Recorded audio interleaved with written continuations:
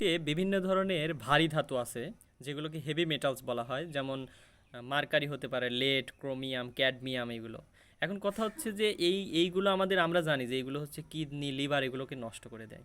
এখন এইগুলো প্রকৃতি থেকে আমাদের দেহে কিভাবে আসে? বিভিন্ন উপায় আছে, যেমন ব্রয়লার মুরগি খাইলেও হয়, তবে বেশিরভাগ বেশিরভাগ হচ্ছে আমাদের এই শাকসবজি, মানে গাছের মাধ্যমে আসে। আমরা তো শাকসবজি এইগুলো বিভিন্ন ধরনের সবজি খাই, এইগুলোর মাধ্যমে আসে, বা ভেষজ উদ্ভিদের যে আমরা হচ্ছে হার্বাল চিকিৎসা বা হার্বাল ওষুধ, বিভিন্ন এই গাছগাছাড়ার যে ওষুধগুলো পাওয়া যায় সেখান থেকেও আসে। রিসেন্ট একটা আমাদের গবেষণাপত্রে দেখলাম যে আরব আমিরাতের কিছু মানুষজন এখনও হচ্ছে ওই সব পুরাতন চিকিৎসা, যেমন হচ্ছে হার্বাল চিকিৎসা বা গাছগাছাড়া চিকিৎসা, এইগুলো খায়। এখন হচ্ছে ওইগুলো খাওয়ার মাধ্যমে ওই সৌদি আরবের যে এলাকা, ওই এলাকায় হচ্ছে বিভিন্ন ধরনের হচ্ছে গাছগাছাড়া ওষুধ খায়।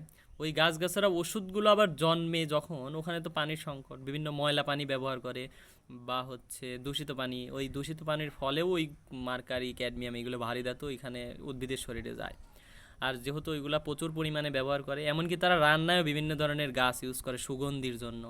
সেই সেই কারণে ওদের হচ্ছে ওই ভেষজ উদ্ভিদগুলো দেখলাম যে হচ্ছে ওখানে যা হচ্ছে ডাব্লিউএইচ ওর মতে যে যতগুলো হচ্ছে আছে, মানে একটা লিমিট আছে প্রত্যেকটা, মানে আমার দেহ লেড কতটুকু সহ্য করতে পারে, আমার দেহে হচ্ছে ক্রোমিয়াম কতটুকু সহ্য করতে পারে, মার্কারি কতটুকু সহ্য করতে পারে, তার চেয়েও অনেক 3-4 গুণ বেশি।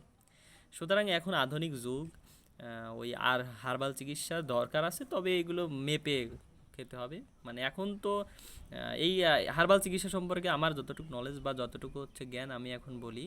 সাপোজ আমরা একটা ধরি যে একটা গাছের পাতা জ্বর সারাতে সাহায্য করে, প্যারাসিটামল দরকার নাই, ওই গাছের পাতার ওই রস বেটে খেয়ে ফেললে জ্বর সারাবে।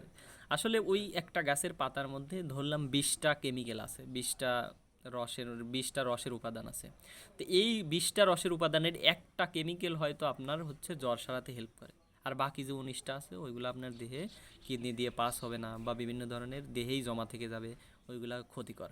এই জন্য আধুনিক যুগ, এগুলো সিনথেসিস করে সুন্দর করে আলাদা করে বানায়, ওগুলা খেতে হবে।